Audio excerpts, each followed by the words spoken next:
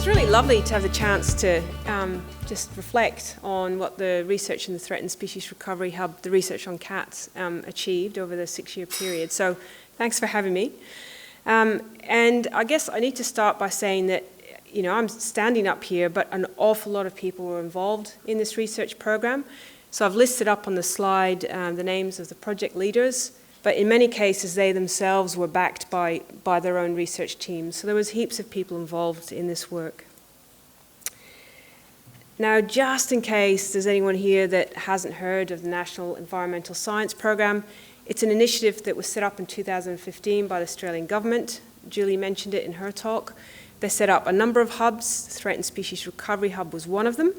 And the overriding aim was to carry out research that would support land managers and policymakers to recover threatened species.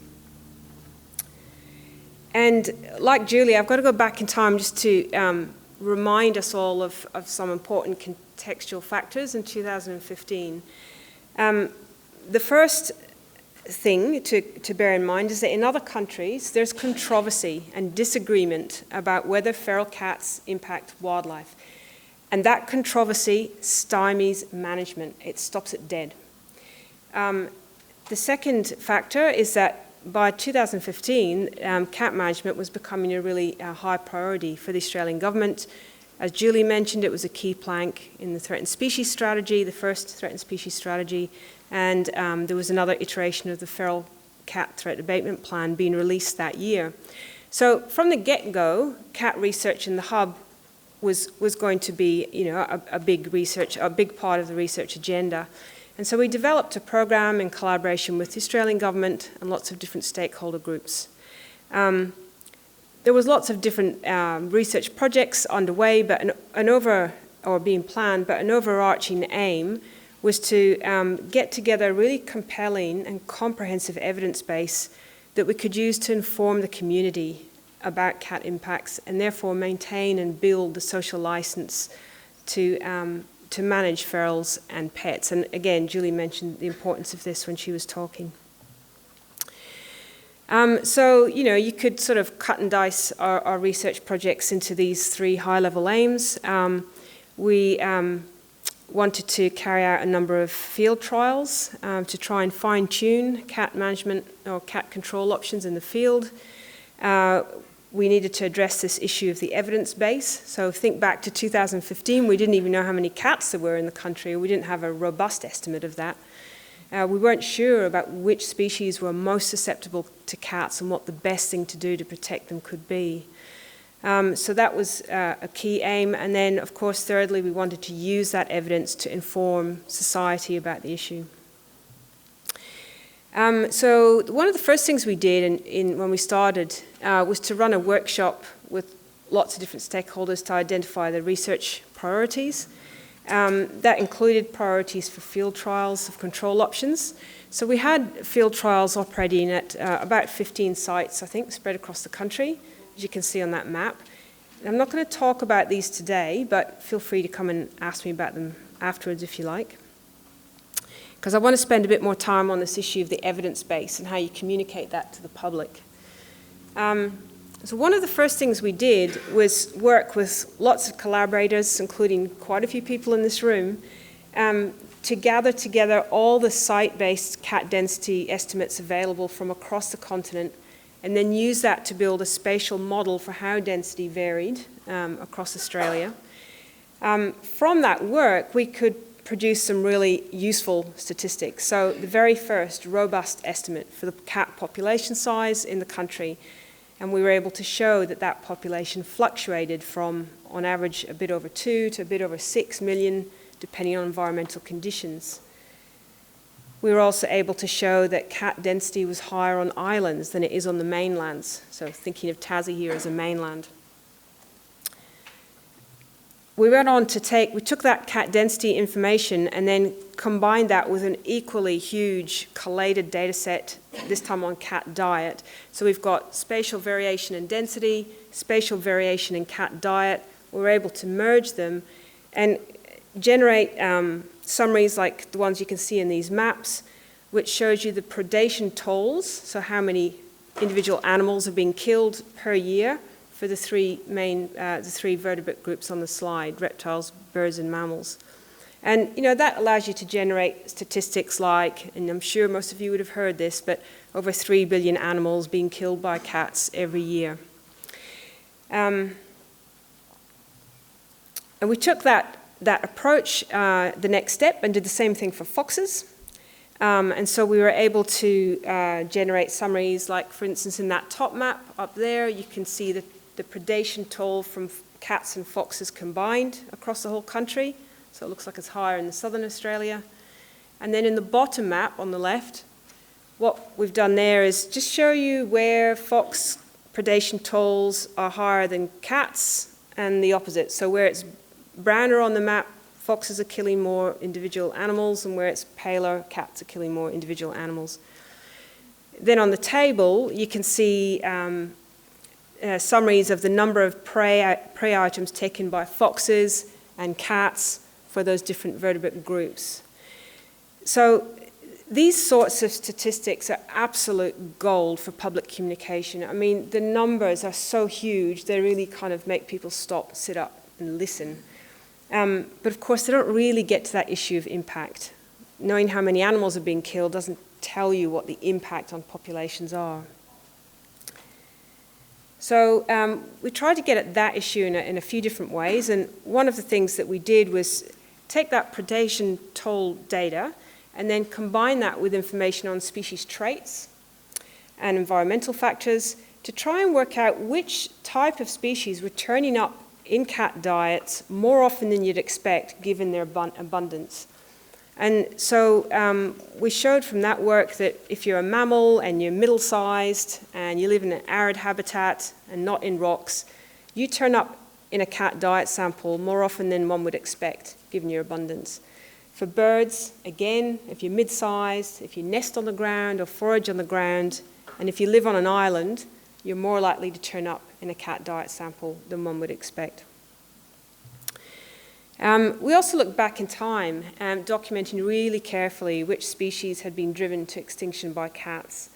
And cats have had impacts on lots of different animal groups, but of course very profound impacts on mammals. And in that case, we documented that cats had been the main cause of extinction in about 2/3 of the 33 taxa that we've lost since colonization. Staying on this theme of impact still, we again collaborated with lots of experts to categorize all the Australian animals according to how susceptible they are to cat predation. And the point of doing this was to really try and identify the set of animals that are so sensitive to cat predation that we really need to focus really intensive cat management to protect those species. So what you can see from that series of maps is that if you are categorized as extremely cat susceptible, so an example of a species like that would be the booty, the pair of maps at the top there shows you that the ranges of those types of species have basically collapsed since colonization. Whereas if you come down to the koala at the bottom, which is pretty immune to cats really, animals like the koala have had a much more muted change to their distribution since colonization. Okay, so now we've got this list of species that's really, really sensitive to cats. So basically they need to be separated from cats if they're going to survive. So the first thing that we did is catalogue where populations of these cat-susceptible species were surviving in cat-free areas around the country. So that's islands and fenced areas on the mainland. On this graph here, you can see that long list of names is the list of very, very cat-sensitive species. And then the bars show you the number of cat-free areas those taxa are protected within. So you can see that some species have a lot of protection and some have none at all. So that led us to do some work to try and figure out, using a systematic planning approach, if we want to extend this protection across that whole set of very cat-sensitive species, where should we be thinking about building the next cat-free havens? And so we were generating maps like this. So far I've been talking about feral cats, but we were about 2 years into the program when we decided that we really needed to tackle the issue of pet cats head on. So we did that in 3 ways. We documented their wildlife impacts.